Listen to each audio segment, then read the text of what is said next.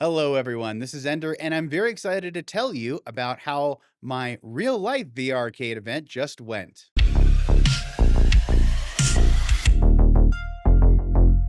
So, this event was held in the Denver Tech Center area at a hotel conference room for anyone interested in trying out the Pimax Crystal Light or Pimax Crystal Super for free. And before anyone chimes in with any comments about me being a shill or this being a paid event, I was not paid for hosting this event. Pimax provided the headsets, of course.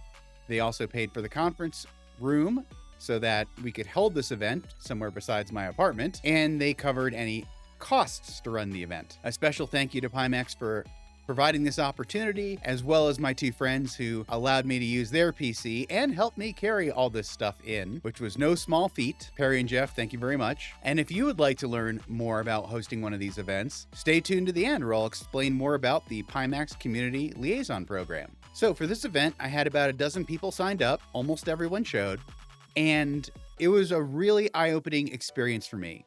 Even though I think I know quite a lot about VR, I consider myself more of a generalist, and what I learned was there are a lot of die-hard simmers out there. I guess I already knew they existed, but meeting them was a really eye-opening experience, and seeing what they valued in a headset and getting to hear their opinions. As is often said, everyone experiences VR differently, so I'm going to let you listen to some opinions from others who attended the event, so you're not just hearing from, not that I'm a super well-known YouTuber by any means, but people who are not content creators.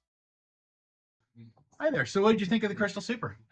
Oh, it was really good. I thought the resolution was really good.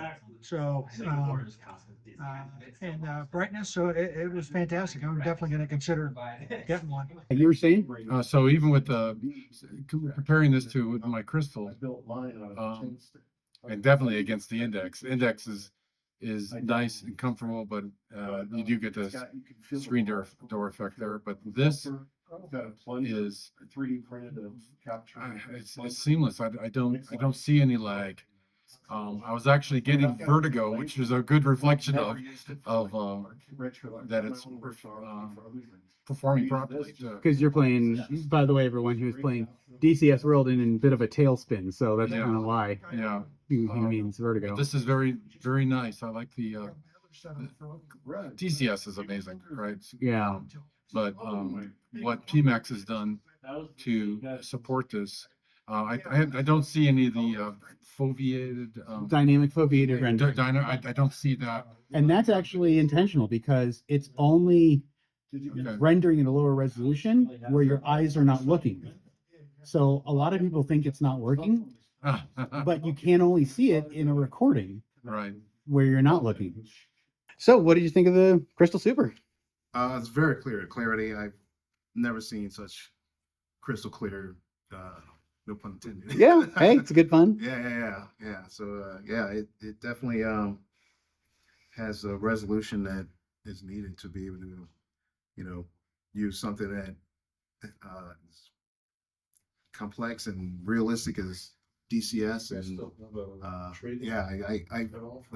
it's perfect for high resolution and just any similarities.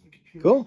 So this was a great opportunity to connect with other VR simmers and gamers in my area and meet them in real life. And if you're interested in doing an event like this, I highly recommend you check out the Pimax Community Liaison program, which I'll link to. And a quick note on that program, it does talk about payments, although I will be contributing to this program, advising Pimax and giving my feedback. I will not be receiving any compensation for doing so other than the usual affiliate payments that YouTubers are typically a part of. So I think this event was really important, both for the people who got to try out the headsets in real life instead of just listening to people on YouTube they've never heard of. It was a great opportunity for them to make up their own opinions.